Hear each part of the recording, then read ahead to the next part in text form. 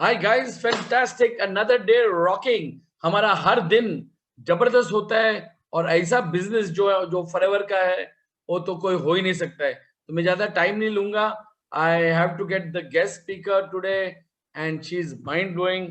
But मैं आपको और एक चीज बताना चाहता हूँ. आज का जो टॉपिक है वो जबरदस्त है और उस टॉपिक पे हम लोग बात करने वाले हैं.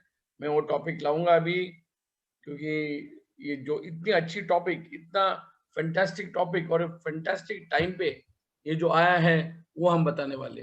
तो first of all thanks a lot, सबको थैंक यू. बहुत जन ने कमेंट पास किया आवाज नहीं है.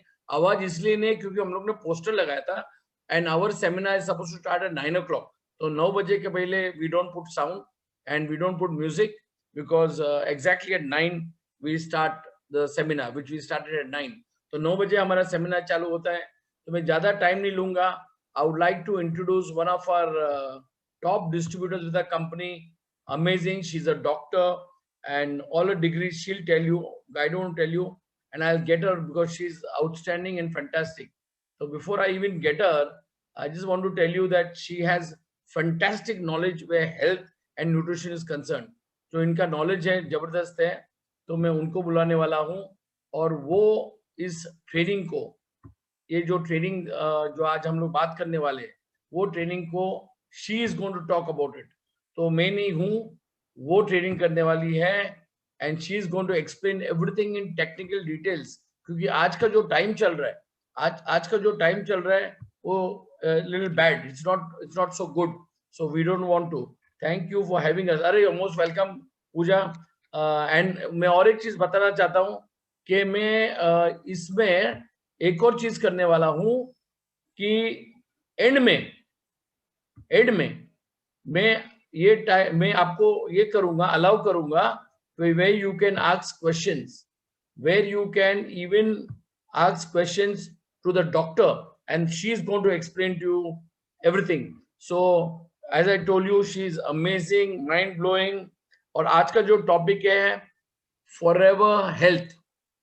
अभी हेल्थ कैसा कि आज के तारीख में जैसा आप देखे जो दुनिया में चल रहा है, जो प्रॉब्लम्स चल रहे हैं, मैं उसको बात नहीं करूंगा. But why forever health will help you and health, mental health awareness. मतलब अभी क्या हो गया मालूम है, सब लोग का दिमाग खराब हो गया है. आप रास्ते पे भी जाओ, थोड़ा भी ये किया तो आदमी झगड़ा करने आते. तो ये जो मेंटल हेल्थ हो गया ना, पब्लिक का जो मेंटल, जो और कुछ टेंशन है वो और किधर निकालते. तो I would not waste times. मैं आज का स्पीकर नहीं हूँ. In fact I have the minimum knowledge. But Forever team, जो हमारी टीम है फॉरएवर, जो आपको इनवाइट में सबका नाम मिला है, the core of forever team, they would like to invite you today. So I would not take much time. Medha, we already have 173 people. If you can keep your mic and your video on, we can get you in. Yes. Good evening. Thank you, Simon sir. And I would like to thank the entire FLP team जिन्होंने मुझे यहाँ पे इस platform पे आके कुछ knowledge share करने का मौका दिया है. दोस्तों, आपका वीडियो नहीं दिख रहा. एक minute, I'll try to get your video on. It is on. It's on, okay. Because I can't see you on the screen. 1 minute. It's on. Oh, it's on. No, 1 minute.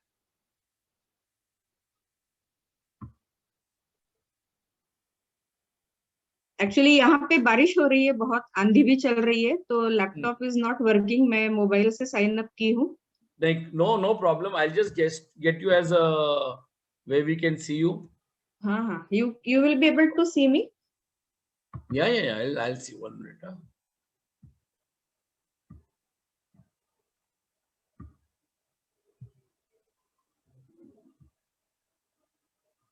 We have Medha, we already have nearly 188 people already there. So amazing. Yes. So that's again fantastic. So we'll have you as I'll make you the host only. So there's no problem.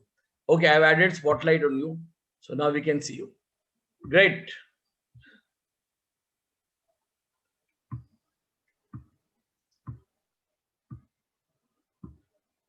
Yeah, fantastic, Medha. Your picture is fantastic. We can see you very clear and looking very nice and smart. So fantastic. आज Thank का you, जो sir. Topic है मेरा, it's a very sensitive topic. You know why the sensitive इसलिए है क्योंकि आज के टाइम में जो चल रहा है, जो I mean I know some of my friends they don't even go out of the house, बोलते हैं घर के बाहर नहीं जाऊंगा, ये है। In fact I go for my walk every day. I do 2 kilometre या 2.5 kilometres walk I personally do.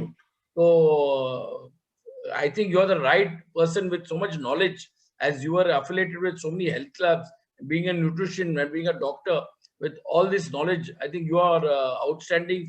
And I know that you have your own YouTube channel also, which again gives a lot of information on products and business knowledge. One more thing is there, okay, I would request all the audience, first of all, thanks to coming, not only from me, from the full FLP team, but I want you that in the end, if you want to ask some questions to doctor, please ask those questions. But remember, the question should be related to the topic. Please don't ask a question, how do you do 2 cc's? Don't ask a question, how do you become manager? That is not related to the topic. So whatever questions related to the topic, we'll welcome it. We'll take 3 to 5 questions. 3 questions we normally take, but if doc gives us permission, maybe we'll take 5. So thanks a lot, doc. The screen is all yours. Please rock the show. Yes. Thank you. Good evening, friends. My name is Dr. Medha Deshpande और मैं एक nutritionist हूँ। ये कहते हुए बहुत ही खुशी हो रही है मुझे, क्योंकि आज लोगों ने पहली बार समझा है कि न्यूट्रिशन का क्या महत्व है। 35 साल पहले जब मैंने न्यूट्रिशन की पढ़ाई की थी दोस्तों, तब सब लोग हंसी मजाक उड़ाते थे कि ये न्यूट्रिशन, ये साइकोलॉजी, ये क्या सब्जेक्ट है क्या पढ़ाई के? आप इतने अच्छे नंबर लाए हो परीक्षा में, तो आपको तो डॉक्टर इंजीनियर बनना चाहिए, ये क्या आप बन गए हो? पर कोई भी काम जो होता है वो नीड बेस्ड होना चाहिए। तो मे बी मेरी जो विजन थी वो कुछ ऐसी थी कि जो मिस्टर एक्स की विजन के साथ थोड़ा सा मैच करती है, ऐसा बोल सकते हैं हम लोग, कि भविष्य में आने वाले समय में हवा, पानी, खाना कुछ भी शुद्ध नहीं रहने वाला है, and human beings are going to face challenges. So it's better to join such stream of studies which is going to help me, not only help me, it will help my society and my community, और जहाँ पे मैं अपनी service दे सकूं। और बहुत giving attitude मेरा है, हमेशा से ही हेल्पिंग रही हूँ। 36 साल का टोटल मुझे 36 इयर्स का एक्सपीरियंस है दोस्तों, और अलग अलग फील्ड्स के साथ मैं जुड़ी हुई हूँ। और आज आप लोगों के समक्ष आते हुए मैं बहुत ज्यादा ही एक्साइटेड महसूस कर रही हूँ। और सबसे पहले साइमन सर को मैं बहुत धन्यवाद देना चाहती हूँ, क्योंकि एक 4-5 दिन पहले से मेरा और साइमन सर का डायलॉग चल रहा था, और ही वाज इंसिस्टिंग कि मेंटल हेल्थ पे कुछ एक सेशन रखना चाहिए। जस्ट सी, एक हमारे लीडर है जो बिजनेस की बात नहीं चाह रहे थे, जो प्रोडक्ट्स की नॉलेज नहीं चाह रहे थे, वो चाह रहे थे मैं चाहता हूं कि एक मेंटल हेल्थ के ऊपर, मेंटल फिटनेस के ऊपर कुछ तो फोकस हमें डालना चाहिए, because the challenging times have come. और काफी सारा ऐसा देखने में आ रहा है कि हमारे आसपास और हम खुद भी, घर परिवार के लोग सभी एक अजीब से ट्रॉमा से गुजर रहे हैं, क्योंकि पैंडेमिक चल रहा है। तो वो बोले मुझे कि ऐसा कुछ आप कर सकते हो तो करो, और फिर उनकी आज्ञा को मान देते हुए मैंने सोच लिया कि फॉरएवर हेल्दी और मेंटल हेल्थ अवेयरनेस के ऊपर ही हम आज कुछ बात करेंगे। तो जैसे हमेशा आजकल एक परिपाठी चल रही है कि एक स्लाइड शो होता है, लोग इधर से आते हैं उधर चले जाते हैं स्लाइड शो देख के, इसलिए मैं स्लाइड शो करती ही नहीं हूँ। तो आप लोगों को यदि कुछ पॉइंट्स नोट डाउन करने हैं तो आप कुछ नोट पैड लेके बैठिए साथ में। तो वैसे मैंने सोचा है कि बहुत ज्यादा टेक्निकल वर्ड्स में यूज नहीं करूंगी, एकदम सिंपल शब्दों में चर्चा करूंगी कि आज क्या हो रहा है और उसका सोल्यूशन क्या हो सकता है, और आगे हम हमारा और अपने आसपास के लोगों का कैसे वेलबींग इससे कर सकते हैं। तो चलिए टॉपिक को आगे बढ़ाते हैं। एफएलपी टीम का वंस अगेन धन्यवाद मुझे इस प्लेटफॉर्म पे बुलाने के लिए, और ऐसे ही मैं निरंतर सबको हेल्प करती रहूं, ऐसी मुझे एक शक्ति मिल रही है, भगवान से प्रार्थना करती हूँ और अपना टॉपिक स्टार्ट करती हूँ। दोस्तों, मेंटल हेल्थ की डेफिनेशन वर्ल्ड हेल्थ ऑर्गेनाइजेशन ने दी है, मुझे साइमन सर ने बोला है कि बीच बीच में थोड़ा इंग्लिश भी बोल लो, क्योंकि कुछ लोग साउथ से आ सकते हैं, आंध्रा, तमिलनाडु, कर्नाटका से, जिनको हिंदी की प्रॉब्लम है। तो मैं हिंदी इंग्लिश मिक्स बोलूंगी ताकि थोड़ा सभी को समझ में आ जाए। तो मेंटल हेल्थ की डेफिनेशन हम सबसे पहले देख लेते हैं, जो वर्ल्ड हेल्थ ऑर्गेनाइजेशन ने बनाई हुई है। वर्ल्ड हेल्थ ऑर्गेनाइजेशन के अनुसार मेंटल हेल्थ मीन्स क्या? It is a state of wellbeing in which the individual realizes his or her own abilities and can cope up with normal stress of life and can work productively and fruitfully and is able to make contribution to his or her community. Tension मत लो, आप यदि नहीं लिख पाए तो Simon sir YouTube पे डालने ही वाले हैं, तो बाद में भी आप इसको नोट कर सकते हैं, अभी सुन लीजिए। तो ये तो डेफिनेशन हो गई, ठीक है। अभी ये आज का टॉपिक क्यों है, हमें लेने की जरूरत पड़ी, वो तो मैंने बताया।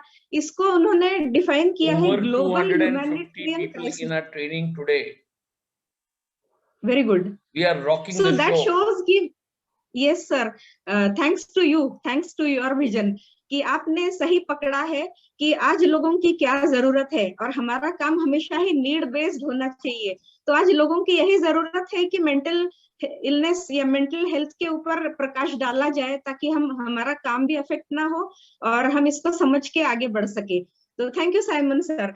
तो आज WHO ने क्या बोला है आज की सिचुएशन को? Global humanitarian crisis. सोचिए, ग्लोबल ह्यूमैनिटेरियन क्राइसिस जो हम पेंडेमिक या महामारी के दौरान फेस कर रहे हैं, इसलिए आज के टॉपिक्स का बहुत ही ज्यादा रेलेवेंस है, ठीक है ना। और दूसरा एक चौंका देने वाली फिगर आपको बताना चाहती हूँ। WHO ने बोला है कि 20% India will suffer from mental illness in 2021 to 2022 के बीच में। और आज की तारीख की बात करें तो 56 million Indians already suffer depression in today's date. 56 million दोस्तों Indians are suffering depression and 38 million Indians suffer from anxiety disorders. क्या आपको मालूम था कि इतने बड़े तौर पे लोग अफेक्ट हुए हैं? आगे वर्ल्ड हेल्थ ऑर्गेनाइजेशन का कहना है 1 in 4 people will experience a mental health problem of some kind आने वाले समय में। और अभी 1 in 4, 4 जनों में 1 जन को मेंटल प्रॉब्लम्स फेस हो सकते हैं किसी ना किसी प्रकार के।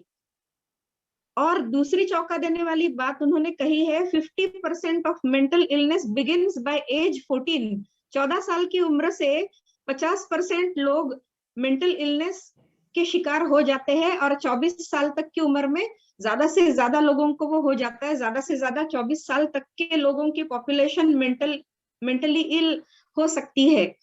अभी लास्ट मंथ हमने सेलिब्रेट किया था मेंटल हेल्थ मंथ, तभी हम लोगों को एक्चुअली ये प्रेजेंटेशन करना था, पर संभव वो रह गया। तो आज कितना इसका रेलेवेंस है और इसकी गंभीरता आप समझ लीजिए। आप टेंशन मत लो, पर गंभीरता पूर्वक या सीरियसली इसके बारे में सोचना बहुत जरूरी है। अभी आगे बढ़ने से पहले हम सोचते हैं, कल प्रशांत जी ने एक बहुत अच्छा प्रेजेंटेशन दिया था इम्यूनिटी पे, वो मैं अटेंड नहीं कर पाई थी क्योंकि मेरा और एक जूम मीटिंग था हेयर केयर के ऊपर। तो इम्यूनिटी के ऊपर ऑलरेडी बात हो चुकी है। इम्यूनिटी मतलब रोग प्रतिरोधक क्षमता या रोग प्रतिकारक शक्ति। तो उसमें एक फिजिकल एंड्योरेंस और स्ट्रेंथ, जिसको हम शारीरिक शक्ति बोल सकते हैं, तो वो हो गई फिजिकल इम्यूनिटी। दूसरी हो गई फिजियोलॉजिकल इम्यूनिटी, मतलब कि इनसाइड स्टोरी, हमारे अंदर की बॉडी की केमिस्ट्री क्या कहती है, दैट इज फिजियोलॉजिकल इम्यूनिटी। तीसरी हो गई इमोशनल इम्यूनिटी, मतलब भावनिक प्रतिकार शक्ति। इसके बारे में बहुत कम लोग चर्चा करते हैं, इमोशनल इम्यूनिटी के बारे में। और फिजिकल और फिजियोलॉजिकल इम्यूनिटी के बारे में तो आजकल कुछ बोलने की मुझे जरूरत ही नहीं है, एवरीबॉडी नोज अबाउट इट। इसलिए आज बात करेंगे इमोशनल इम्यूनिटी की।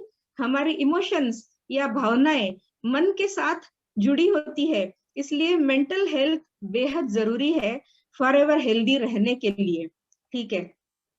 अभी आगे बढ़ते हैं, अभी सिचुएशंस का जायजा लेते हैं। जरा सोच के देखिए, let us talk about what different situations we are facing during pandemic. क्या क्या लास्ट फरवरी मार्च के बाद से आप लोग पूरा सामने लाओ आंखों के, एक वैश्विक महामारी से हम लोग गुजर रहे हैं, तो मेंटल फिटनेस की विशेष चर्चा करके लोगों की हम मदद कर सकते हैं, इसलिए ये बातें मैं दोहराना चाह रही हूँ। अचानक 55 साल की उम्र में मुझे लॉकडाउन में कंपलसरी घर में बैठना पड़ा। मुझे क्या, सभी लोगों को बैठना पड़ा। अलग अलग एज ग्रुप के मेल्स और फीमेल्स जो अलग अलग प्रोफेशंस में है, अलग अलग स्कूल कॉलेज के बच्चे, टॉडलर्स, इन्फेंट्स, सभी एक साथ घर पे बैठ गए। अचानक लॉकडाउन हो गया, जनता कर्फ्यू लग गया, उसके बाद लॉकडाउन हो गया। सिचुएशन आंखों के सामने लाके रोंगटे खड़े होते हैं कि नहीं? अभी सिचुएशन पहला कि जो ऐसे सिचुएशन में हमने जो घर में कभी इसके पहले हमने फेस ही नहीं किया था, क्योंकि लास्ट 30 सालों में एक न्यूक्लियर फैमिली का कंसेप्ट आ गया है। मतलब मियाँ बीबी, उनके बच्चे, और बच्चे भी कभी कभी हॉस्टल में पढ़ते हैं, तो wifes mostly home makers are also working ladies, तो एक साथ घर में 4 जने 5 जने होते ही नहीं है, किसी को आदत ही नहीं थी। तो जिन लेडीज को 6 महीने से 8 साल तक के बच्चे बेबी सिटिंग में या डे केयर में बड़े हो रहे थे, उनको आदत ही थी, अचानक उनके ऊपर दोहरी रिस्पॉन्सिबिलिटी आ गई, work from home plus baby sitting plus house hold work. तो उनका कोपिंग अप मैकेनिज्म ही नहीं था। वो लोग इंटेलिजेंट थे, मतलब डिग्रीज थी उनके साथ, अच्छा कमा रही थी वो होम मेकर्स, पर because they were professional ladies, young mothers, उनको ये सब सिचुएशन अचानक आ गई। जैसे हमारे प्रफुल्ल सर बोलते हैं कि इंसान हैबिट या आदत से मजबूत होता है, तो कोई भी हैबिट रातों रात नहीं चेंज होती, पर ये सिचुएशन तो रातों रात बदल गया, तो सबका कोपिंग अप मैकेनिज्म गड़बड़ा गया, क्योंकि सडनली हमारे ऊपर थोपा गया था। तो ये सब हाईली एजुकेटेड यंग मदर्स जो थी, उनका किसी का वेट गेन हो गया, क्योंकि स्ट्रेस से हमेशा वेट गेन होता है, और हार्मोनल इम्बैलेंस भी हो गया, हेयर फॉल होने लग गया, उनका शॉर्ट टेम्पर्डनेस बढ़ गया, मतलब चिड़चिड़ापन उनके अंदर बढ़ गया। तो एक्चुअली ये सब साइकोलॉजिकल इलनेसेस है, जिसको हम मतलब ऐसे देखा जाए तो क्वांटिफाई नहीं कर सकते, या इसको मतलब इसको ऐसे डिफाइन नहीं करते या लेबल नहीं कर सकते, पर है। तो इसको यदि मैं हाईलाइट करूंगी तो सब लोग अपने अपने घर परिवार के या आसपास के फ्रेंड्स या फैमिली मेंबर्स को अच्छे से समझ पाए, इसलिए मैं हाईलाइट करके बता रही हूँ। तो ये हो गया एक यंग वर्किंग मदर्स का सिनेरियो। दूसरा एक सिचुएशन था स्कूल गोइंग चिल्ड्रन। उनका तो इतना पैथेटिक सीन हो गया कि वो घर में बच्चे कैद हो गए, बंद हो गए घर में, और उनका स्क्रीन टाइम बढ़ गया, तो उससे उनको आईसाइट से रिलेटेड इश्यूज हो गए, उनका क्रैंकीनेस बढ़ गया, they started not obeying parents, फिर पेरेंट्स को ब्लैकमेलिंग भी करने लग गए बच्चे, बच्चों में भी ओबेसिटी बन गई, काउच पोटैटो जैसे बन गए बच्चे, और स्टडीज में उनका इंटरेस्ट खत्म हो गया, क्योंकि they were not used to study like this online, क्योंकि अचानक से वो आ गया था। उसके साथ उनकी कुछ शिकायतें बढ़ गई कि I am not feeling hungry, I am not feeling sleepy, इस तरह की छोटी छोटी डिसऑर्डर्स बच्चों में स्कूल गोइंग एज में पाई गई थी। फिर तीसरे प्रकार का सिचुएशन देखते हैं, जो एडोलेसेंट्स या कॉलेज गोइंग बच्चे थे, उनका क्या हो गया कि they were missing friends and peer group. अभी इमोशनल स्ट्रेस उनको हो गया, क्योंकि they were not able to express their feelings with parents, क्योंकि जो बच्चे होते हैं ना 15 साल से 22 साल या 25 साल तक के, वो पेरेंट्स के साथ इतने फ्रेंडली नहीं होते हैं, उनको पीयर ग्रुप चाहिए होता है। और तो और जैसे 15-17 साल के बच्चों में कभी कभी स्मोकिंग की हैबिट्स होती है, उनको बाहर का खाना अच्छा लगता है, फ्राइडे सैटरडे वो कुछ ये लेते हैं, ड्रिंक्स वगैरह लेते हैं, पब्स में जाते हैं, और घर में पेरेंट्स को कितने बार पता भी नहीं होता है कि बच्चा स्मोक कर रहा है। अभी अचानक जब लॉकडाउन हो गया तो क्या हुआ, ये सब चीजें उनकी विड्रॉल सिंड्रोम्स चालू हो गए, क्योंकि यदि स्मोकिंग की आदत है, मुझे दिन में 3 बार 4 बार ये कोई सिगार ले रहा है, और सडनली वो स्टॉप हो जाता है, तो वो सडन चेंज ब्रेन को और सिस्टम को एडजस्ट होने में तकलीफ होती है। तो उनके अंदर एक अलग इरिटेबिलिटी बढ़ गई ऐसे बच्चों के अंदर, और वो पेरेंट्स द्वारा नोटिस हो रहे हैं हम 24 घंटे, इस तरह की आदत ही नहीं थी यंग बच्चों में बार बार 24 घंटे। जैसे बॉम्बे जैसे जगह में तो घर बड़ा नहीं होता है, 1 BHK या 2 BHK मैक्स टू मैक्स होता है, बहुत कम लोगों के बड़े घर होते हैं मुंबई में। तो 4 या 5 सदस्य घर के या 3 जनरेशन के लोग घर में एक सामने सामने बैठे, एक ही टीवी है, और ऐसी आदत ही नहीं थी किसी को, तो अंदर ही अंदर घुटन घुटन सबको होने लगी। तो ये एक बहुत अजीब सा सिचुएशन पैदा हो गया सभी के लिए। और चौथा एक सिचुएशन हम इमेजिन कर ले आंखों के सामने, people who lost their jobs और earnings, they went into depression. अचानक से ऐसे कुछ जॉब्स थे जो बार बार, यदि लोग घर के बाहर निकल रहे हैं तो उनके ऊपर मेरा बिजनेस चलने वाला है, इस तरह के जो रोजी रोटी कमाने वाले बिजनेस थे वो एकदम ठप हो गए।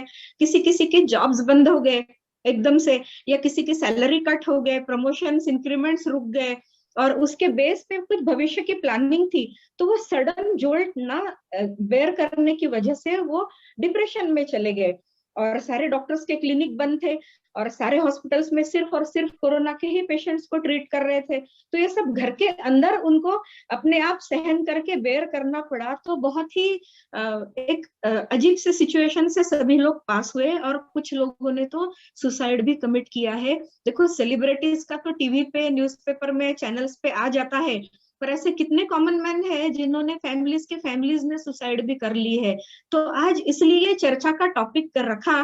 तो once again thanks to Simon sir की उनकी सच में विजन ये थी कि मेरे टीम के सभी लोगों के सामने एक बार खुलकर इस बारे में चर्चा होनी चाहिए।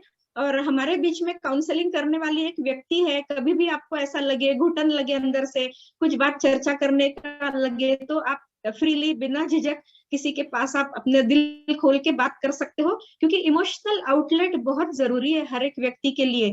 आप घर में यदि किसी के साथ बात नहीं कर सकते, तो एक फ्रेंड आपकी है, जो मैं 30 सालों से मैं काउंसलिंग कर रही हूँ दोस्तों, मुझे कभी नहीं पता था कि आज मैं दिन रात, मतलब 4 से 5 जूम मीटिंग्स होती है दिन भर में, और 3 मोबाइल फोन है मेरे पास, और बैक टू बैक कॉल्स, इस वक्त भी दूसरे मोबाइल पे कॉल्स आ रहे हैं। इतनी काउंसलिंग की जरूरत बढ़ गई है, मतलब इतने लोगों को किसी ना किसी के सहारे की जरूरत है। अच्छा, मैं भी क्या कर रही हूँ, बात करके उनको कंसोल कर रही हूँ, उनको रास्ता बता रही हूँ, उनको अच्छे खाने पीने के तरीके बता रही हूँ, उनको उनकी लाइफस्टाइल सुधारने के तरीके बता रही हूँ, जो आपको भी आज बताने वाली हूँ। इस सेशन को मैं कम से कम टेक्निकल रखने वाली हूँ, ताकि हर कोई इसको एब्जॉर्ब कर ले। ठीक है, तो ये तो सारी सिचुएशन हो गई अलग अलग एज ग्रुप के लोगों की।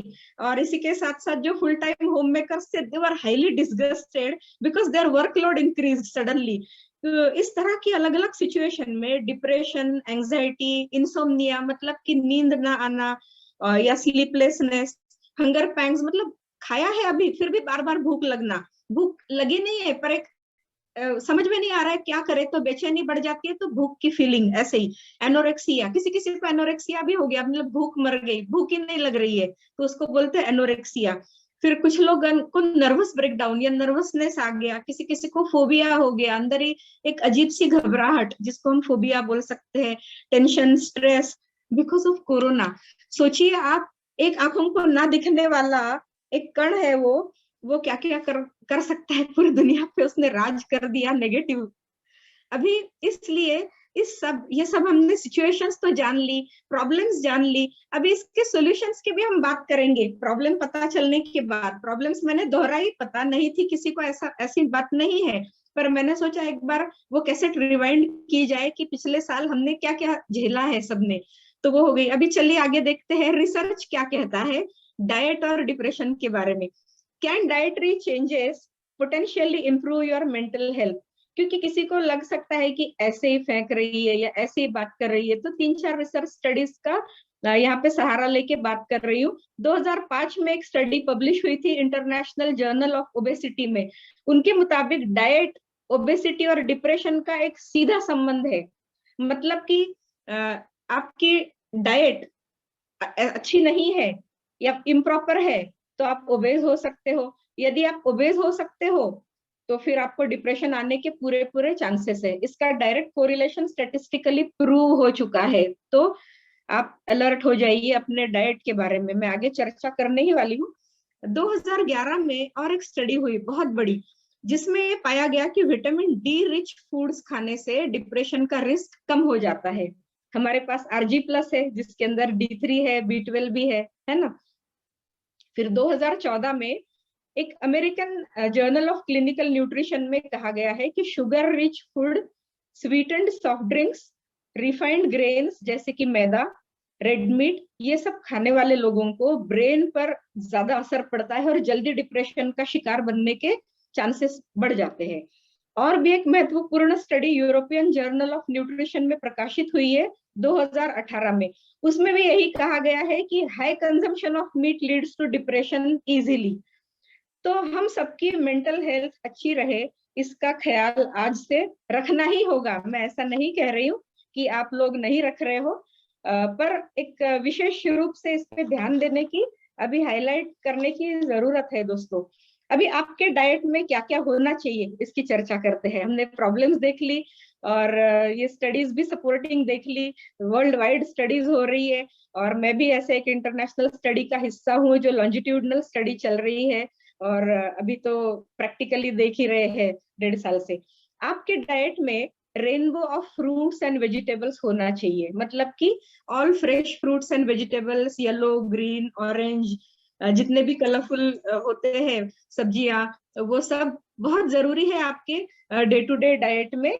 और इसी के साथ साथ होल ग्रेन्स जैसे कि अलग अलग प्रकार के अनाज होते हैं, मिलेट्स होते हैं, बाजरा, ज्वार, मक्का, गेहूं, चावल, ये सभी। और इसी के साथ साथ जो हम व्रत में या उपवास में यूज करते हैं क्विनोआ के प्रकार, भगर जिसको बोलते हैं, इस तरह के भी ग्रेन्स होने बहुत जरूरी है। इसी के साथ साथ दालें, पल्सेस, प्रोटीन, बहुत रिच प्रोटीन डाइट होना भी जरूरी है। ऑलिव ऑयल, फिश या ओमेगा 3 होना चाहिए। जो लोग नॉन वेजिटेरियन है वो लोग लीन मीट खा सकते हैं, एग्स खा सकते हैं, नट्स एंड ऑयल सीड्स ले सकते हैं, सनफ्लावर सीड्स, फ्लैक्स सीड्स, या फिर आलमंड्स है, इस तरह अखरोट है। इस तरह की सारी चीजें आप अपनी खुराक में समाविष्ट करेंगे तो उससे क्या होता है, फ्रेश फ्रूट्स में पॉलीफेनॉल्स होते हैं, एंटीऑक्सीडेंट्स होते हैं, तो ये आपको हेल्प करता है। और इसी के साथ साथ जैसे घर में बच्चे वगैरह है तो पूरे समय उनको ये सब अच्छा नहीं लगता खाना, तो डार्क चॉकलेट्स भी बहुत अच्छे होते हैं, बेरीज है, जामुन है, ग्रेप्स, स्ट्रॉबेरीज, चेरीज, लीची, कीवी, ये सब बहुत अच्छा होता है, एंटीऑक्सीडेंट से भरपूर, और ये हर कोई पसंद भी करता है। आम का सीजन चल रहा है, mangoes are also very rich in vitamin A, और बहुत सारा उसमें फाइबर भी होता है, और सबका पसंदीदा फ्रूट है। बहुत अच्छे से आप खा सकते हो, एक्सरसाइज भी करना जरूरी है, वो मत भूलिए। इसी के साथ साथ डार्क ग्रीन कलर की जो वेजिटेबल्स होती है, स्पिनच, केल या फिर ब्रोकोली, ये सारी सब्जियां भी आप सूप के रूप में ले सकते हो, या कच्चे सलाद के रूप में ले सकते हो, या किसी तरह आपके डाइट में उसको समाविष्ट करना बेहद जरूरी है दोस्तों। और ये सब जो होता है डाइट में, तो मन भी खुश रहता है, दिल खुश होने से हैप्पी रहने के लिए हमें हेल्प होती है। और दूसरी एक बात आपको मजेदार बताती हूँ, केले या बनाना खाने से डिप्रेशन कम हो जाता है। क्या आपको पता थी ये बात? तो केला जरूर खाइए हफ्ते में 2-3 बार, क्योंकि उसके अंदर ट्रिप्टोफैन नाम का एक एमिनो एसिड होता है केले के अंदर, और ये प्रोटीन को बिल्ड करता है, और सेरोटोनिन यानी कि हैप्पी हार्मोन्स को ब्रेन के अंदर ज्यादा पैदा करता है, और वो न्यूरोट्रांसमीटर्स को भी बढ़ा देता है और बनाता है, तो और एक माइल्ड सेडेटिव भी है। तो क्या पता था आपको, केला तो इतना कॉमनली अवेलेबल फ्रूट है कि हर कोई खा सकता है, उसमें कोई अफोर्डेबिलिटी की भी बात नहीं है। तो हफ्ते में 2-3 बार केला जरूर खाइए। और आपने कभी नोटिस भी किया होगा कि केला जैसे ही आप खाते हो ना, यू फील हैप्पी सडनली, तो इसका कारण है, अभी पता चला आपको टेक्निकल रीजन इसका क्या है, ठीक है, और उससे आपका मूड फ्रेश हो जाएगा। इसी के साथ साथ quinoa, mushrooms, kiwi, cucumber, broccoli, ये सभी हैप्पी मूड के लिए खाने चाहिए। और दूसरा, गुस्सा आने वाले कौन से फूड्स है, तो ज्यादा से ज्यादा रेड मीट वगैरह जो होते हैं, या फास्ट फूड्स होते हैं, रिफाइंड फूड्स होते हैं, हाईली प्रोसेस्ड फूड्स होते हैं, मैदा, white sugar, sugary drinks, alcohol, fish which is high in mercury contamination वाला जो फिश होता है वो नहीं खाना चाहिए। इन सबसे इंसान शॉर्ट टेम्पर्ड या गुस्सैल बन जाता है। आई होप मैं बहुत ज्यादा फास्ट नहीं जा रही हूँ, क्योंकि मैं चाहती हूँ कि थोड़ा सा क्वेश्चन आंसर्स का भी सेशन हो। इसी के साथ साथ एवोकेडो, ये एक ब्रेन के लिए बहुत अच्छा होता है, और जो एंजाइटी को कम करने में इसकी मदद मिलती है। एवोकेडो का मिल्क शेक, हमारा जो अल्ट्रा लाइट होता है ना, उसके साथ बहुत स्वादिष्ट और थिक शेक उसका बनता है, तो आप वो खा सकते हैं, स्किन पे भी लगा सकते हो, उसके मजे ले सकते हो। और एक एवोकाडो आप घर में लाओ ना, कम से कम 4 दिन आपकी पूरा परिवार उसको मिल्क शेक के रूप में ले सकता है, चटनी के रूप में भी खा सकते हो, और बहुत अच्छा है। और घर में बैठे हो, पेंडेमिक में, लॉकडाउन है, तो कुछ अलग अलग ट्राई कीजिए, थोड़ी सी क्रिएटिविटी बढ़ाइए, खुद भी बनाइए, घर वालों को भी खिलाइए। क्या जरूरी नहीं है कि होम मेकर अकेली बने, तो उनका भी थोड़ी मोनोटोनी कम हो जाएगी। बार बार लगातार सालों से एक ही एक काम मोनोटोन करने से उनकी मोनोटोनी बन जाती है, और उनको भी एक स्ट्रेसफुल लाइफ होती है होम मेकर्स की, तो उनकी मदद कीजिए। तो ये भी एक हेल्प हो जाएगी। दोस्तों, साइकोलॉजी से रिलेटेड जितनी भी प्रॉब्लम्स है या मेंटल फिटनेस के लिए ना, हमारे डे टू डे लाइफ में थोड़ा बहुत बदलाव इधर उधर करके भी आप परिणामकारक रिजल्ट्स ला सकते हो। डायरेक्टली डॉक्टर के पास भागने की बिल्कुल भी जरूरत नहीं है, डरने की या टेंशन लेने की भी जरूरत नहीं है, ठीक है ना। चलिए आगे बढ़ते हैं।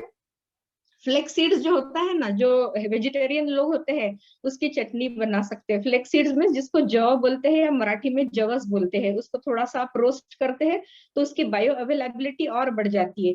इसी के साथ साथ black T, green tea, fresh आप पानी पीजिए खूब। पानी के अंदर आप चिया सीड्स डाल सकते हो, वो फूल जाते हैं, और उसके अंदर भी ओमेगा 3 होता है, फाइबर भी होता है, और वो ब्रेन के लिए रिलैक्सिंग कंपाउंड्स भी उसके अंदर होता है, जिसका नाम है थैनिन।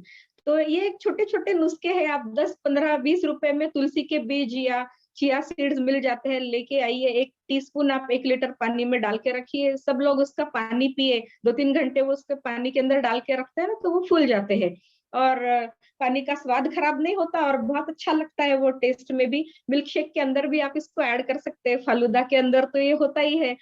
इसी के साथ साथ दोस्तों आगे बढ़ती हूँ, एक बहुत महत्वपूर्ण बात बताने वाली हूँ अभी। मिल्क एंड योगर्ट यानी कि दही, ये प्रोबायोटिक्स आर वेरी हेल्पफुल, जो डिप्रेशन के सिम्टम्स को कम करने में बहुत अच्छी मदद करते हैं, क्योंकि हमारे गट का और हमारे ब्रेन का सीधा संबंध है।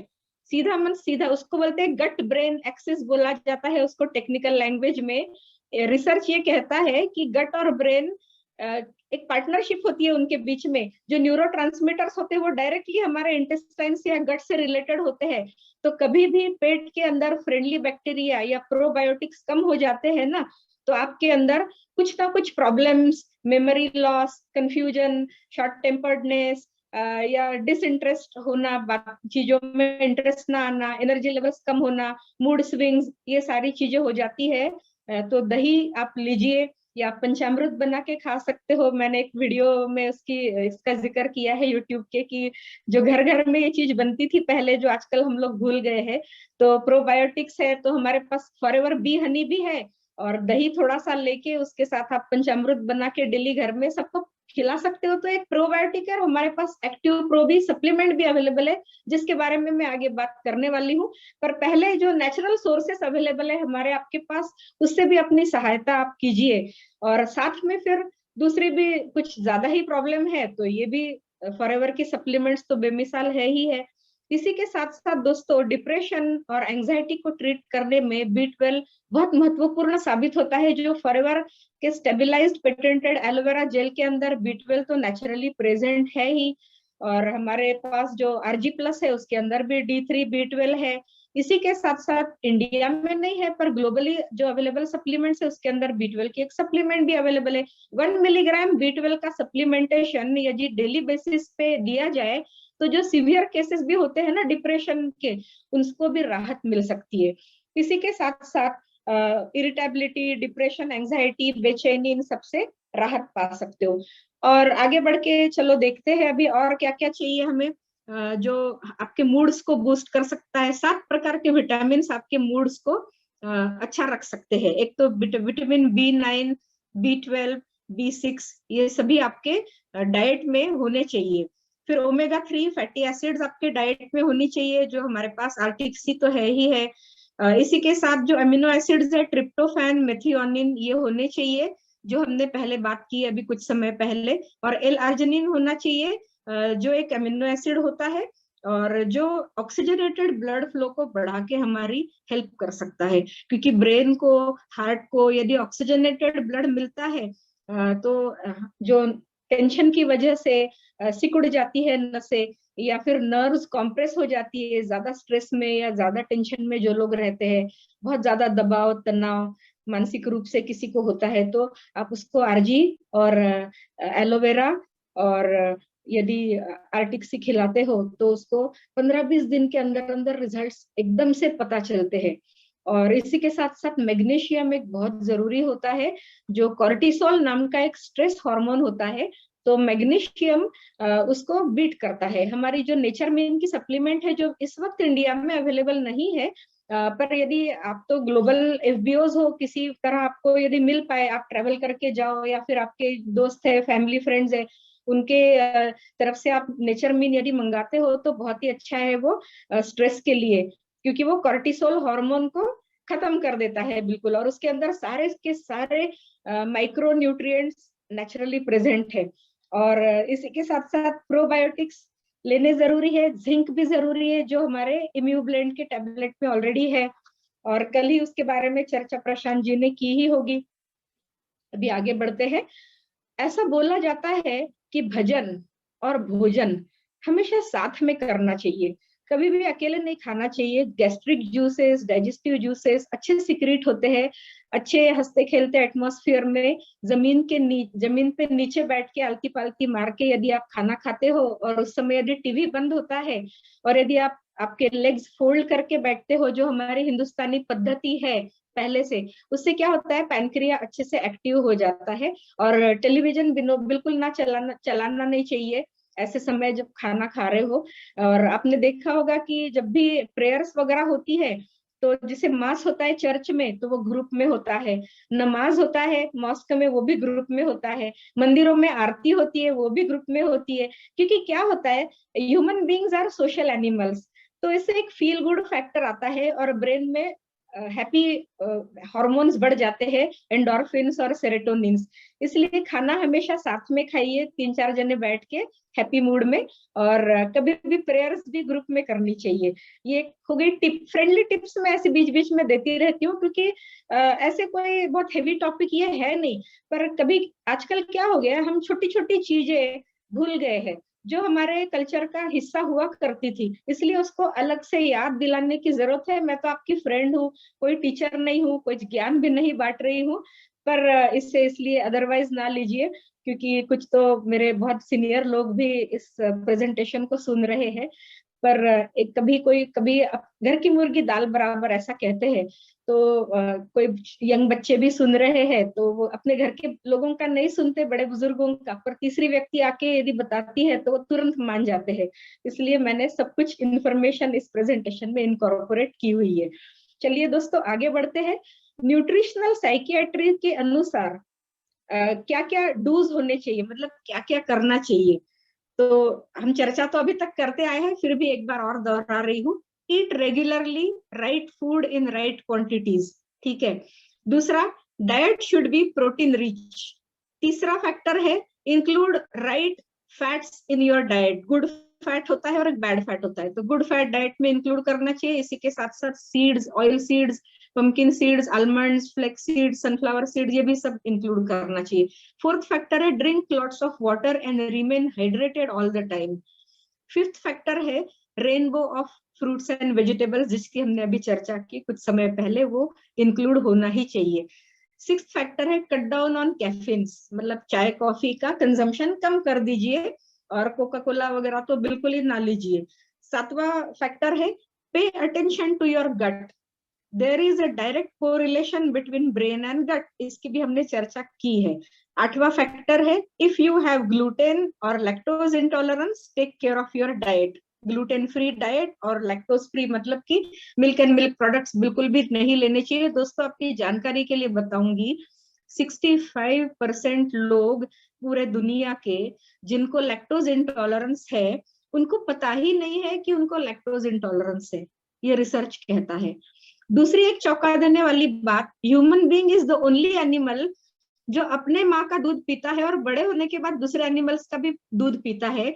और मदर नेचर ने हर एक माँ का मिल्क अपने यंग वंस के लिए बनाया है, मतलब कि गाय का दूध गाय के बच्चों के लिए, भैंस का दूध भैंस के बच्चों के लिए, जैसे mother's milk is for her infants. तो हम लोग क्या करते हैं, हम तो अपने बच्चों को माँ का दूध तो देते ही है, और बड़े होने के बाद दूसरे एनिमल्स का जो उनके बच्चों का दूध था वो दूध हम अब खुद पी लेते हैं। तो बेंगलोर में एक लेडी है न्यूट्रिशनिस्ट, शी इज एक्टिविस्ट, और एक डॉक्टर राव है जिनको पद्मश्री मिली हुई है। तो उनके साथ चर्चा करके मेरे को इसके बारे में पता चला। तो उन्होंने ये बोला है कि यदि आपको कोई भी हेल्थ प्रॉब्लम है, मेंटल डिसऑर्डर है, ऑर्थोपेडिक डिसऑर्डर है, तो आप 3 महीने मिल्क और मिल्क प्रोडक्ट्स पूरी तरह छोड़ दीजिए, जो हमें असंभव लगता है या नेक्स्ट टू इम्पॉसिबल लगता है, क्योंकि मिल्क एंड मिल्क प्रोडक्ट्स हमारे डाइट का एक अविभाज्य अंग बन चुका है। पर दोस्तों, कैल्शियम और जो मिल्क और मिल्क प्रोडक्ट्स में होने वाली दूसरी चीजें हैं, विटामिन डी और अलग दूसरे सारे न्यूट्रिएंट्स, वो अलग दूसरे सोर्सेस से भी मिल सकते हैं। तो यदि किसी को बहुत ज्यादा प्रॉब्लम्स हो रही है पेट की, तो आप लोग जरूर से ट्राई कर सकते हैं। अभी इस सेमिनार में आज मैं जितना पॉइंट्स कवर कर सकते हैं करूंगी, और यदि किसी को सच में कुछ ज्यादा प्रॉब्लम्स है तो पर्सनली साइमन सर के साथ कोऑर्डिनेट करके एक कॉन्फ्रेंस कॉल हम कर सकते हैं। और जिस किसी ने आपको इनवाइट किया है, लगभग सारे ही लोग मुझे जानते हैं, तो कॉन्फ्रेंस कॉल करके अपने अपने टीम के लोगों के साथ भी पर्सनली काउंसलिंग दे सकती हूँ आगे। ठीक है, अभी बात करते हैं सप्लीमेंट्स की। डाइट अच्छा है, लाइफस्टाइल अच्छी है, पर प्योर खाना अवेलेबल है कहाँ? सब तो जेनेटिकली मॉडिफाइड हो चुका है, हाइब्रिड वेराइटीज है, पोल्यूशन है, एयर वाटर फूड कुछ भी प्योर नहीं है, ये तो सभी लोग जानते हैं। और डिटॉक्सिफिकेशन की तो बेहद जरूरत सबको है ही है। तो हम सब एफबीओज है, तो फॉरएवर लिविंग प्रोडक्ट्स के पास जो इंडियन सप्लीमेंट्स है वो एलो ड्रिंक्स है, तीनों फंक्शनल फ्लेवर्स आप ले सकते हो। और एलो ड्रिंक्स में आप प्योर एलोवेरा 99.7% जो एलोवेरा है वो, फिर एलो पीचेस और एलोबेरी नेक्टर, ये तीनों में से कोई भी फ्लेवर आप चूज कीजिए और डेली अपने डाइट में उसको इंक्लूड कीजिए। और एक्टिव प्रो भी उसके साथ लेना है, जरूरी है, क्योंकि मैंने बताया है ब्रेन और गट का एक सीधा संबंध है।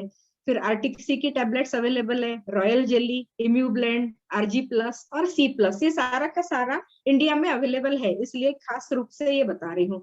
इसी के साथ साथ फॉरएवर की कुछ ग्लोबल सप्लीमेंट्स है, जो नेचर मीन तो बहुत जरूरी है, उसके अंदर जो मैग्नीशियम होता है वो स्ट्रेस हार्मोन्स को एकदम खत्म कर देता है। तो यदि कोई व्यक्ति को सच में बहुत ज्यादा डिप्रेशन और एंजाइटी या और कुछ मेंटल डिसऑर्डर्स है, तो नेचर मीन जरूर से खिलाइए कहीं से अवेलेबल करा के। उसी के साथ साथ ग्लोबल फॉरएवर के सप्लीमेंट्स में जिंको प्लस है। जिंको प्लस तो ब्रेन फंक्शंस के लिए और ब्लड सर्कुलेशन के लिए बहुत ही अच्छा होता है। 40 mg जिंको बिलोबा यदि दिन में 3 बार दिया जाता है, तो डिमेंशिया एक डिसऑर्डर्स का ग्रुप है, ऐसे कोई एक बीमारी का नाम नहीं है डिमेंशिया मतलब इम्पेयर्ड मेमोरी और जजमेंट या कंफ्यूजन होता है लोगों को, डिसिसिवनेस या डिसीजन मेकिंग पावर नहीं रहती है, कॉन्फिडेंस कम हो जाता है। तो इस तरह के जो लक्षणों का समूह होता है उसको बोलते हैं डिमेंशिया। तो उसके लिए भी जिंको बिलोबा बहुत ही अच्छा है।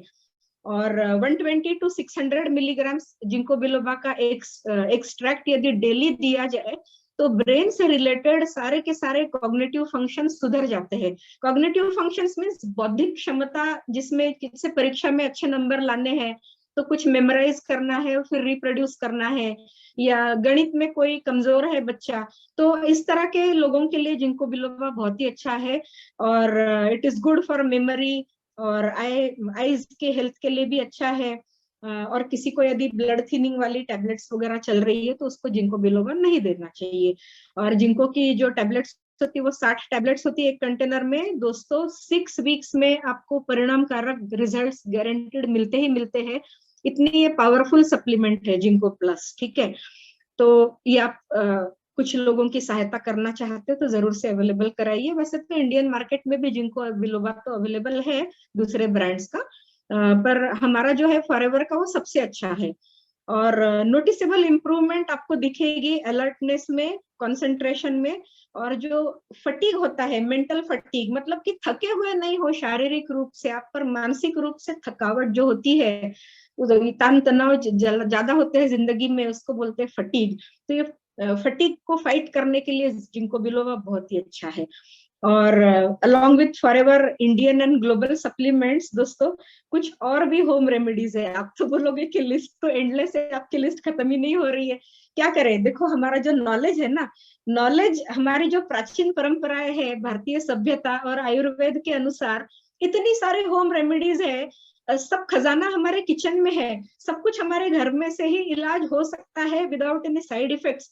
पर समहाउ हम उससे दूर चले गए थे, हम टेक्नोलॉजिकली एडवांस्ड हो गए, हम अपने आप को कॉलर टाइट करके बोलने लगे कि मैं तो मॉडर्न 21st सेंचुरी का हूँ, मैं ये पुरानी चीजें क्यों आजमाऊं। पर आज ये समय आ गया है कि हम फिर से रिवाइव करें, हमारे पास क्या क्या नेचुरल रेमेडीज होती है जो हमें मेंटल हेल्थ अच्छी रखने के लिए काम आएगी। तो चलिए उसके बारे में भी थोड़ी सी चर्चा यहाँ पे करना जरूरी है। एक बहुत मजेदार हर्ब होता है जिसका नाम है गोटू कोला। जो कोई श्रीलंका ट्रेवल कर चुका है ना, वो इसके बारे में जरूर जानता होगा, क्योंकि श्रीलंका के अंदर किसी भी रेस्टोरेंट में आप चले जाओ तो फ्री में गोटू कोला का सूप आपको सर्व किया जा सकता है। और ये गोटू कोला एक हर्ब है और इसको बोला जाता है नेचुरल हैप्पीनेस पिल। इतना अच्छा है वो डिप्रेशन और एंजाइटी को ट्रीट करने के लिए और स्ट्रेस बस्टर का काम करता है। तो गोटू कोला ये एक हर्ब है। तो ये अवेलेबल होता है तमिलनाडु के कुछ एरियाज में, अवेलेबल होता है केरला में भी होता है और श्रीलंका में भी अवेलेबल होता ही है। दूसरा है अश्वगंधा रूट्स। अश्वगंधा के जो रूट्स होते हैं ना, उसका पाउडर, ये भी स्ट्रेस और एंजाइटी को एकदम रिड्यूस कर देता है, कम कर देता है, बहुत अच्छा होता है ये। फिर तीसरा एक होम रेमेडी हो सकती है लेमन बाम। ये भी डिप्रेशन के सिम्टम्स को कम करने में बहुत महत्वपूर्ण भूमिका निभाता है। चौथी होम रेमेडी है एलेउथेरो रूट्स, जिसको बोला जाता है साइबेरियन जिनसेंग। ओके, ये एक चाइनीज हर्ब है और 2000 सालों से चाइना में इसको इस्तेमाल किया जाता है, एलेउथेरो रूट्स को।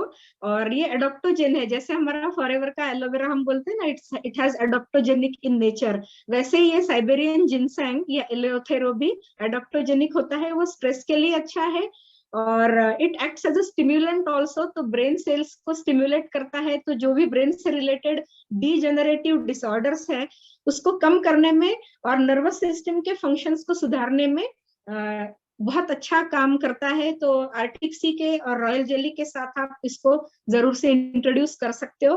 फॉरएवर के पास भी एक सप्लीमेंट हुआ करती थी पहले, जिन चिया, जिसके अंदर गोल्डन चिया और जिनसेंग होता है। वो भी ग्लोबली अवेलेबल सप्लीमेंट्स में अवेलेबल होता है। और ऐसा बोला जाता है कि जो एलेओथेरो रूट्स होते हैं, जो जिनसेंग है साइबेरियन जिनसेंग, वो 3 से 6 मिलीग्राम दिया जाए तो अच्छे रिजल्ट मिल सकते हैं, और उसको सुबह सुबह अर्ली मॉर्निंग लेना होता है। इसी के साथ साथ हम सबके घरों में जायफल होता है, जिसको इंग्लिश में नटमेग कहा जाता है। जो हम पूरन पोली में, श्रीखंड में जायफल डाला जाता है, तो वो बेस्ट होता है स्लीप डिसऑर्डर्स के लिए। मतलब किसी को निद्रा नाश या इंसोम्निया या नींद ना आने की शिकायत हो रही है टेंशन की, स्ट्रेस की वजह से या एंजाइटी की वजह से, तो एक आधा जायफल या थोड़ा सा उससे भी कम 1/4 जायफल आप ले सकते हो, दूध में घोल के ले सकते हो, ऐसे ही पाउडर करके या पीसेस करके सुपारी की जैसे चबा सकते हो। दूसरा उसका यूज ये भी है कि किसी को यदि दस्त लगते हैं, डिसेंट्री लगती है, तो उसको एकदम से रोकने के लिए भी ये जायफल काम आता है। तो जायफल ज्यादा मात्रा में ना खाइए, पर स्लीप डिसऑर्डर यदि है तो उसको जरूर से लेना चाहिए। और ये एक बहुत अच्छा फ्लेवरिंग एजेंट्स भी है, जिसको कुकीज में, केक्स में भी हम डालते हैं और इसके मजे ले सकते हैं। और ये तो हुई बात होम रेमेडीज की। तो आज हमने क्या क्या चर्चा की है, हमने फॉरएवर की सप्लीमेंट्स की चर्चा की है, हमने नेचुरल रेमेडीज भी देखे हैं, फिर हमने डाइट और लाइफस्टाइल मॉडिफिकेशंस में अभी बताऊंगी। और आगे चल के हम बात करते हैं दोस्तों, इंटरमिटेंट फास्टिंग का बहुत महत्व है मेंटल हेल्थ सुधारने में और फिजियोलॉजिकल हेल्थ सुधारने में, जिसको हमारी देसी लैंग्वेज में हम बोल सकते हैं निर्जला एकादशी। एकादशी का बहुत महत्व है हमारे कल्चर में, जिसको हमने बिल्कुल नजरअंदाज करके रख दिया था, एकदम निग्लेक्ट करके छोड़ दिया था। और जो लोग एकादशी करते हैं उनको हम बोलते थे दे आर ओल्ड फैशन्ड। पर दोस्तों, योशिनोरी ओहुसुमी नाम का एक जापानीज बायोलॉजिस्ट है, उनको 2017 में नोबेल प्राइज मिला है, जो बोलते हैं कि निर्जला एकादशी मतलब कि ऑटोफेजी, ऑटोफेजी के ऊपर उन्होंने काम किया है। और उनका ये कहना है कि 15 दिन में एक बार आप इंटरमिटेंट फास्टिंग करो, मतलब पानी भी नहीं लेना है आपको, तो उसके इतने परिणामकारक और अच्छे रिजल्ट्स आपको मिलेंगे कि जो शब्दों में नहीं बयां कर सकते। तो आप लोग धीरे धीरे प्रैक्टिस कीजिए इंटरमिटेंट फास्टिंग की, मतलब कि 12 घंटे की फास्टिंग, या कुछ भी नहीं खाना, पानी भी नहीं पीना 6 घंटे, जैसे नमाज वो करते हैं ना, रोजे रखते हैं, तो वो भी साइंटिफिक है एक्चुअली स्पीकिंग। तो इंटरमिटेंट फास्टिंग का तो बहुत बहुत ही महत्वपूर्ण है। इंटरमिटेंट फास्टिंग करके आप किसी भी मेंटल डिसऑर्डर के ऊपर बहुत अच्छा कंट्रोल पा सकते हो, और सेहत भी अच्छी रख सकते हो, और सेल्स भी रिजुविनेट उससे हो सकती है। और लास्टली आई वुड से कि मेडिटेशन, प्राणायाम, थोड़ा सा एक्सरसाइज डेली बेसिस पे, ये मेंटल स्टेबिलिटी और पीस के लिए और वेलबींग के लिए बहुत ही जरूरी है। और अभी और भी कुछ चीजें मैं जा रही हूँ आप लोगों को, वो ये है कि क्या होना चाहिए। सबसे पहली बात क्या है मेंटल फिटनेस के लिए, रिमेन एक्टिव, मतलब कि खाली बैठना, खाली दिमाग शैतान का घर, है ना, बोलते ही हमारे यहाँ कहावत है। तो remain active all throughout the day. दूसरा, exercise regularly, this needs to be done regularly. फिर मेडिटेशन करो, 2 मिनट 3 मिनट करो, डीप ब्रीदिंग कर सकते हैं, मतलब 1 2 3 4 5 6 ऐसे 10 तक आंकड़े गिन के श्वास लो, और उससे डबल स्लो मोशन में 20 गिन के आप उसको इन एक्सहेल करो। इनहेल 1 2 3 4 ऐसे 10 गिन के इनहेल करो, और 20 गिन के एक्सहेल करो। 2 से 3 मिनट भी आप प्रैक्टिस करते हो ना, तो प्रैक्टिस करके आपको इसकी आदत पड़ जाएगी। फिर नेक रोटेशंस करने चाहिए, मतलब हमारी नेक 360 डिग्रीज में घूम सकती है, नीचे घूम सकती है, और फॉरवर्ड बेंडिंग होता है, वैसे बैकवर्ड बेंडिंग भी होता है। तो आजकल हम सबका स्क्रीन टाइम बढ़ गया है, यहाँ की नसें यदि कॉम्प्रेस हो जाती है, तब भी हम एंजाइटी और डिप्रेशन का शिकार जल्दी हो सकते हैं। तो कभी भी दिन में 3 बार क्लॉकवाइज और एंटी क्लॉकवाइज आप लोग नेक रोटेशंस कीजिए। नेक रोटेशन करते समय आंखें बंद होनी चाहिए, नहीं तो चक्कर आ सकता है किसी किसी को। धीरे धीरे करके प्रैक्टिस कीजिए। ये एक हो गया। उसके बाद मेंटेन हॉबीज, कुछ ना कुछ हॉबीज होनी चाहिए, तो कभी भी आपको बोर्डम महसूस नहीं होगा। और जैसे अचानक हम इस तरह लॉकडाउन का शिकार बन गए सब लोग, तो जिस किसी को हॉबीज थी ना, उन लोगों को प्रॉब्लम कम हुई है, और जिनको कुछ हॉबीज नहीं थी उन लोगों को ज्यादा प्रॉब्लम्स हुई है। तो थोड़ी सी हॉबीज रखिए, अपने आप को एंगेज रखिए उसमें। और सेकंड, नेक्स्ट फैक्टर है 5वां, लव योरसेल्फ। खुद के ऊपर प्यार कीजिए, मतलब खुद को यदि प्यार करते हो ना, तो automatically you will start taking care of yourself. दूसरा, कुछ काउंसलिंग सेशंस आप ले सकते हो, आपको साइकोलॉजिस्ट होने की जरूरत नहीं है। Share your feelings with people. आप सब इंसान हो, हम सब इंसान है। मुझे भी गुस्सा आता है, मुझे भी दुख होता है, मुझे भी रोना आता है, मुझे भी एक अजीब सी घुटन होती है, कभी कभी बहुत खराब भी लगता है। तो एक पिकअप द फोन और बात करो किसी ना किसी के साथ। तो ऐसे आपके साथ कुछ अच्छे फ्रेंड्स होने चाहिए जिसके साथ आप बात कर सको दिल खोल के। तो ये काउंसलिंग का या थेरेपी का काम कर जाता है दोस्तों। फिर कुछ इंटरैक्टिव ग्रुप्स बना सकते हैं। जरूरी नहीं है कि हर बार आपकी जो कम्युनिटी आपने बनाई, आजकल के डिजिटल मार्केटिंग के डेफिनेशन में उसको कम्युनिटी बोला जाता है। आपकी जो कम्युनिटी आपने डेवलप की है ना, जैसे राइजिंग मैग्नेट्स, ये कम्युनिटी हुई, फ्रीडम ग्रुप, ये एक कम्युनिटी हुई। तो अपनी कम्युनिटी के लिए कुछ एक ऑनलाइन लाफ्टर क्लब आप खोल सकते हो, कुछ ऑनलाइन ऐसे कुछ मजाक वाले सेशंस रख सकते हो, या किसी के अंदर कुछ हुनर है तो उसके लिए भी कुछ सेशंस रख सकते हो। तो इस तरह के इंटरैक्टिव ग्रुप्स बनाइए, या लाफ्टर क्लब्स आप ज्वाइन कर सकते हो। योगा और प्राणायाम तो मैंने पहले ही बता दिया है। तो ये सब आप यदि करते हो तो मेंटल हेल्थ तो सुधरेगी, फिजिकल हेल्थ भी सुधरेगी, आपकी तरफ देख के लोगों को भी अच्छा लगेगा और आपको भी अच्छा लगेगा। कर भला तो हो भला। और हम सब लोग ना ह्यूमन बीइंग्स है, तो हमें ह्यूमन बीइंग्स की तरह ही रहना चाहिए। हमें लोगों की सहायता जरूर करनी चाहिए। भगवान आपको बहुत अच्छी सेहत देगा यदि हम लोगों के तरफ हेल्पिंग एटीट्यूड रखते हैं। जैसे मुझे साइमन सर ने बोला था कि एक लोगों के लिए कुछ मेंटल हेल्थ के ऊपर या मेंटल फिजिकल फिटनेस के ऊपर कुछ एक ऐसे जनरल सेशन करना चाहिए। बिजनेस और इसकी प्रोडक्ट्स की बात तो हम हमेशा ही करते हैं, इसलिए एक लाइट सेशन मैंने आज दिया है। इसमें कुछ ऐसे बहुत हेवी जानकारी दी नहीं है जानबूझ के। आप लोगों को चाहिए तो एक सेशन और हेवी कुछ टेक्निकल जानकारी के लिए दे सकती हूँ देने के लिए। पर इस वक्त मैंने जरूरी नहीं समझा, पहला सेशन था इसलिए। तो अभी तो जैसे टेलीमेडिकेशन, ये काउंसलिंग सेशंस के थ्रू आप कर सकते हो, ये थेरेपेटिक यूजेस होते हैं इसके। और लोगों के साथ बात कीजिए, लोगों के साथ बहुत फ्रेंडली बर्ताव रखिए। और हम सभी लोग एक अजीब से इससे गुजर रहे हैं इस वक्त। हर किसी का प्रोफेशन है, किसी का प्रोफेशन अफेक्ट हुआ है, तो उसके साथ उसको निग्लेक्ट मत कीजिए, उसके साथ बैठो, उसका हाल पूछो और कुछ सॉल्यूशंस देने की कोशिश करो। जो भी आपके बस में हो, आपसे जो भी सहायता किसी की हो सकती है वो कीजिए। तो आप भी मेंटली स्ट्रांग होंगे और लोग भी स्ट्रांग होंगे आपकी वजह से। और यहाँ पर मैं अपने शब्दों को विराम देती हूँ, और क्योंकि 21:55 हुआ है और 3 से 5 मिनट हम और ले सकते हैं क्वेश्चन आंसर्स। किसी को कुछ कहना है, या हमारे साथ इस वक्त बहुत बड़ी बड़ी हस्तियां भी हैं जिनके सामने मैं कुछ भी नहीं हुई, उन्हीं का सुन के मैं फॉरएवर में आज आप लोगों के सामने खड़ी हुई है बात करने के लिए। तो उनमें से कोई कुछ वर्ड्स ऑफ विजडम देना चाहे हम लोगों को तो most welcome, otherwise I would really be thankful to FLP team और Simon sir for giving me this opportunity, and thank you all friends for coming and joining this session. ऐसे ही एक दूसरे की हेल्प करते रहिए और खुशियां बांटते रहिए। और now the session is open for the discussion. Thanks, amazing amazing. I mean आज का जो ट्रेनिंग है, जो मैं चैट में ओपन सबको नहीं रखा है, that chat can only come to me, नहीं तो कुरकुर चालू होता है, किसका क्या है, पूरा दुनिया का फ्रस्ट्रेशन इधर निकालते हैं। God bless them. तो फर्स्ट ऑफ ऑल क्वेश्चंस जो चैट में बहुत आ रहे थे कि बिजनेस की बात करो। ये बिजनेस का सेमिनार नहीं है, I mentioned it very clear, we are sticking to only this topic. Of course business का है, but there is a second question के क्वेश्चन ये था, हमारे फॉरएवर के प्रोडक्ट्स कौन से लेने चाहिए जो ये मेंटल इलनेस के लिए काम में आएंगे? वो तो सर बोला है ना कि एलोवेरा जेल आप लीजिए, उससे क्या होता है, एलोवेरा इज अ प्रीबायोटिक, तो वो आपके गट के अंदर फ्रेंडली बैक्टीरिया के लिए अच्छा बेड तैयार करता है। और उसी के साथ साथ यदि आप प्रोबायोटिक एक्टिव प्रोबी की टैबलेट्स लेते हो तो वो प्रोबायोटिक बहुत अच्छे से आपके गट को हेल्दी बनाता है। और मैंने बोल दिया है कि गट और ब्रेन का एक डायरेक्ट रिलेशन होता है, तो आपको कभी भी डिप्रेशन एंजाइटी का शिकार नहीं होना पड़ेगा यदि आप एलोवेरा ले रहे हो और एक्टिव प्रो भी ले रहे हो तो।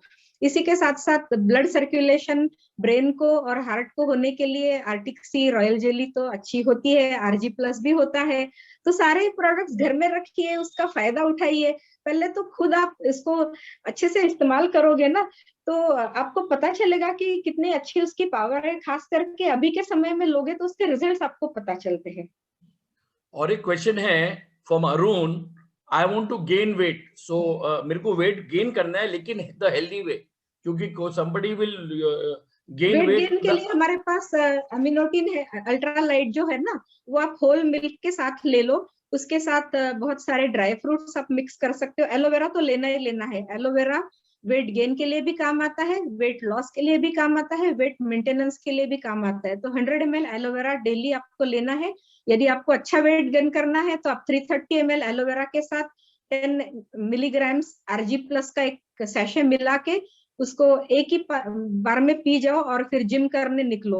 जिम करने से क्या होगा, मसल्स बिल्ड होंगे और उन मसल्स को फिर प्रोटीन देना जरूरी है। तो आप अल्ट्रालाइट पीजिए होल मिल्क के साथ और ड्राई फ्रूट्स डाल के, और हनी भी लीजिए 2 टेबलस्पून। तो उससे क्या होता है, it will act like a tonic, क्योंकि एलोवेरा डिटॉक्सिफाई कर रहा है, हनी आपको टॉनिक का काम कर रहा है। आपकी भूख बढ़ेगी, आपकी फिजिकल एक्सरसाइज बढ़ेगी, तो मसल बिल्ड होंगे, आपका वेट गेन होगा और लीन बॉडी मास बढ़ेगा, तो वो हेल्दी वेट गेन होगा आपका।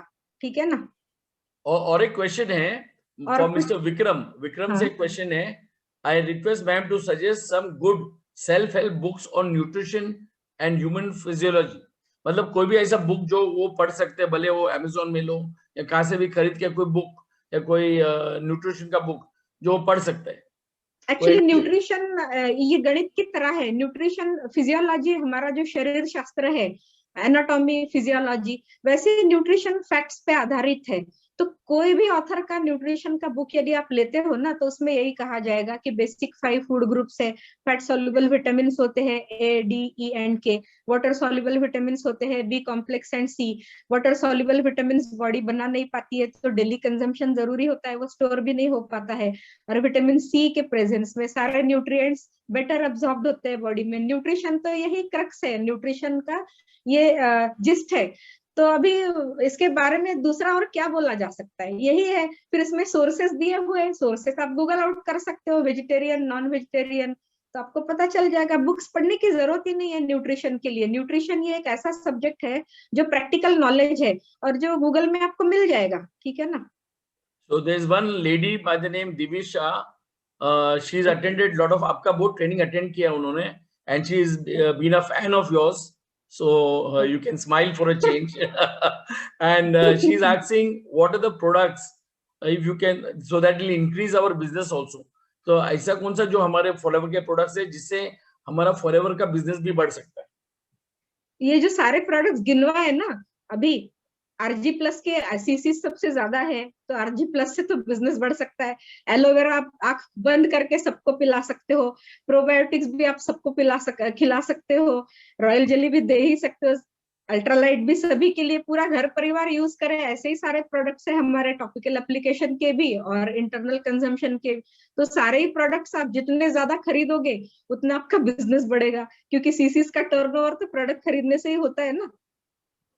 एक और क्वेश्चन है, व्हाट क्या प्रोडक्ट, हाँ products for what Forever products we can take for memory loss.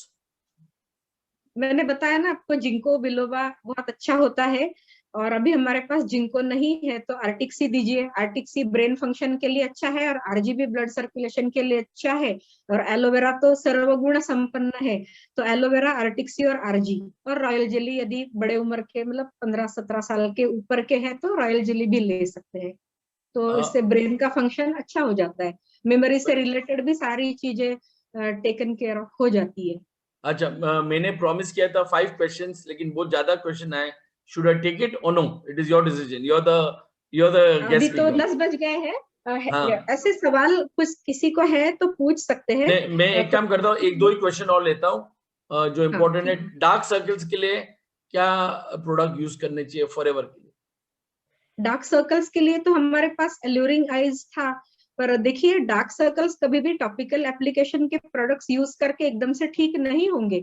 इसका कारण है क्योंकि dark circle normally sleepless nights जिसकी होती है, जिनको गहरी नींद आती नहीं है, या जिसको एनीमिया होता है या आयरन की डेफिशिएंसी होती है, ऐसे लोगों को डार्क सर्कल्स, या कोई बहुत ज्यादा टेंशन होता है जो शब्दों में बयान नहीं कर सकते, किसी के साथ शेयर नहीं कर सकते, फाइनेंशियल टेंशन या स्ट्रेस है, इस तरह के लोगों को डार्क सर्कल्स होते हैं। तो आपकी सिचुएशन के साथ कोपिंग अप मैकेनिज्म आप बढ़ाते हो, और डाइट अच्छी लेते हो, उसमें लीफी वेजिटेबल्स वगैरह इंक्लूड करते हो, और एलोवेरा जेली आपके घर में है अभी इस वक्त आपके पास, यदि एल्यूरिंग आइस तो है ही नहीं तो खाली जेली, या फिर एलो लिप्स को भी आप सर्कुलर मोशन में क्लॉकवाइज एंटी क्लॉकवाइज आंखों के इर्द गिर्द लगा दीजिए, और अच्छी खुराक लीजिए, अच्छी नींद लीजिए, टेंशन फ्री रहिए, तो डार्क सर्कल्स वैसे ही कम हो जाती है। बिकॉज न्यूट्रिशनल डेफिशिएंसी की वजह से डार्क सर्कल्स आते हैं, तो टॉपिकल एप्लीकेशन से उससे कम रिजल्ट्स मिल पाते हैं, ठीक है ना। गाइस, और एक क्वेश्चन है which is not for doctor but this question, I have joined this seminar for the first time. मैं who should I join under, मैं किसको कांटेक्ट करूं? मेरा ये एडवाइस है, जिसने भी ये लिंक आपको भेजा है, किसी ने इनवाइट किया है उसको जिसने भी कांटेक्ट इनवाइट कीजिए। है, जिसने भी आपको ये लिंक भेजा है, they are your service centre and that is the right ethics to join under the person who's invited you. तो जिसने भी आपको इनवाइट किया है, they you should join under them. और एक लास्ट क्वेश्चन लूंगा आपके लिए, लास्ट है, and this is from a lady, PCOD problems for women, उसके लिए क्या करनी चाहिए? PCOD means polycystic ovarian disorder, ठीक है। हाँ, तो उससे ये होता है कि पीरियड्स इरेगुलर आते हैं, जो मंथली साइकिल्स डिस्टर्ब रहती है, या किसी को बहुत ज्यादा ब्लीडिंग होती है, किसी को बिल्कुल भी होती नहीं है, या एक एक महीने में पीरियड्स आते नहीं है। तो उन लोगों को सबसे पहले तो एब्डोमेन से रिलेटेड एक्सरसाइज करने चाहिए, एब्डोमिनल फैट कम करना चाहिए, एलोवेरी नेक्टर, रॉयल जेली, आर्टिक सी लेना चाहिए, रॉयल जेली की 8 टैबलेट ले सकते, कौन से एज ग्रुप में है मुझे पता नहीं है, पर start with 1 tablet of royal jelly, 2 tablets of arctic sea and 100 ml of aloe berry nectar. तो पीसीओडी से राहत तो मिल ही जाएगी। और एक्सरसाइज कीजिए, रिफाइंड चीजें कम खाइए, वो भी एक बात है इससे रिलेटेड। ठीक है, thank you, thanks a lot. और क्वेश्चन है बट मैं लूंगा नहीं, because I don't think we should continue a seminar for more than hour, नहीं तो फिर वो बहुत जन का इंटरेस्ट खत्म हो जाता है। तो ट्रेनिंग वाज अमेजिंग गाइस। जिसने भी आपको ये ट्रेनिंग में बुलाया, आपको इनवाइट किया है, आप get in touch with them, they will give you the best advice. और मेरा ये रिक्वेस्ट है, आपको ऐसे और इनविटेशन के लिए इनविटेशन चाहिए तो मेरा चैट बॉक्स में मेरा नंबर दिया है, and which we will send you a broadcast. But उसके लिए if you are in my team then you get the invitation, तो your ID number is very important, आपका नाम ID नंबर देना है। ये सब ट्रेनिंग फ्री है, हम इस ट्रेनिंग का कोई पैसा नहीं लेते हैं। And we should thank doctor Medha, thanks a lot, your training was amazing. And I would even like to thank our FLP team, जो ये पूरा जूम का जो खर्चा है ना, they maintain, so we don't want to put the load on the distributors, तो ये फैंटास्टिक है। और guys, thanks a lot, don't say thank you to me, I would like to say thanks to Doc। so Doc, आपके लिए बहुत thank you है। Thank you ma'am, lots wish you all the best। Thank you. आज सब ma'am का ही तारीफ हो रहा है, तो it's outstanding. And I think today seminar जो था ना, कुछ अलग था। मतलब मैंने इतना आपका सेमिनार देखा, लेकिन आज ये ना, क्योंकि हर टाइम आपको फॉरएवर इज गुड फॉरएवर, ये हम लोग ने पब्लिक के इंफॉर्मेशन के लिए दिया, and what our good products are there. So amazing, thank you, thanks a lot and God bless you. Thank you, thanks a lot. Thank you, thanks guys, good night.